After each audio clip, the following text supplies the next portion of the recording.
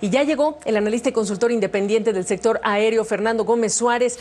Gusto saludarte, Fernando. Y primero que otra cosa, pensemos en las razones iniciales de la construcción de un aeropuerto alterno. El problema de desahogar lo que era la terminal o lo que es la terminal Benito Juárez, que quedó rebasada hace años. ¿Cuánto lo resuelve esta terminal hoy día? Mira, Gaby, gracias por el espacio. Encantado de estar con ustedes. Mira, el propósito era resolver la saturación del actual aeropuerto, que lleva más de 30 años con esa problemática y de la cual pues el aeropuerto Felipe Ángeles que hoy inauguran tendría que haber absorbido, al menos para cumplir con el propósito inicial, pues el 30% de los 50 millones de pasajeros que llegó a manejar en el 2019, es decir, antes de la pandemia. Todavía en el 2021, el año pasado, llegó a manejar 36 millones. ¿Qué quiere decir esto? Que al menos tendría que haber absorbido unos 12 millones de pasajeros en su primer año. Según las cifras y estadísticas que dan las propias autoridades, es difícil que se cumpla esa meta. Y obviamente esto no es tanto problema de cuestión de tiempo o de esperar, es cuestión de salvar posibles riesgos, evitar posibles riesgos e incidentes, dado que la saturación no nada más en el aeropuerto capitalino Benito Juárez, no nada más se da en edificios terminales, pasillos y salas de espera, como lo hemos visto documentado en muchas ocasiones, sino se trata de la saturación en el espacio aéreo, donde cada minuto se está realizando una operación de aterrizaje o despegue, y eso conlleva a que se hagan filas enormes en los horarios de saturación. ¿Cuáles son estos horarios de saturación? Pues prácticamente todo el día, a excepción de las 12 de la noche a 6 de la mañana, el aeropuerto capitalino está totalmente saturado. Entonces esto nos lleva a que corramos el riesgo de posibles colisiones, como ya han señalado controladores aéreos, pilotos incluso, y diversos observadores que han señalado esto ya en redes sociales.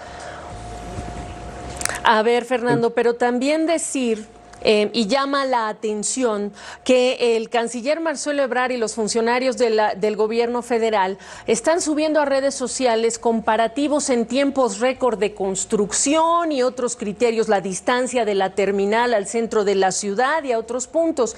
Pero me llama la atención el tiempo récord de construcción, cuando en una terminal aérea, pues no debería ser ese el criterio para decir si el aeropuerto es bueno o no, sino es el tema de la seguridad. ¿Es posible que alguna aerolínea realmente se arriesgue a venir a una terminal cuando estamos hablando de tráfico en los cielos y el factor de seguridad como primerísima prioridad?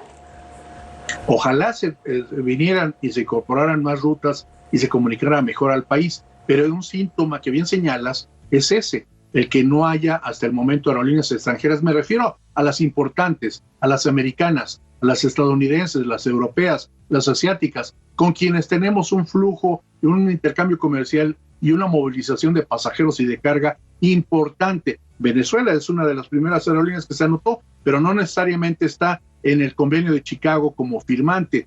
Es decir, las aerolíneas necesitan certidumbre para las inversiones. Los locales comerciales que lucen vacíos hoy, pues precisamente requieren tráfico, tránsito, demanda del mercado. Y si no hay vuelos, pues difícilmente será un buen negocio. Nadie va a invertir en un mal negocio.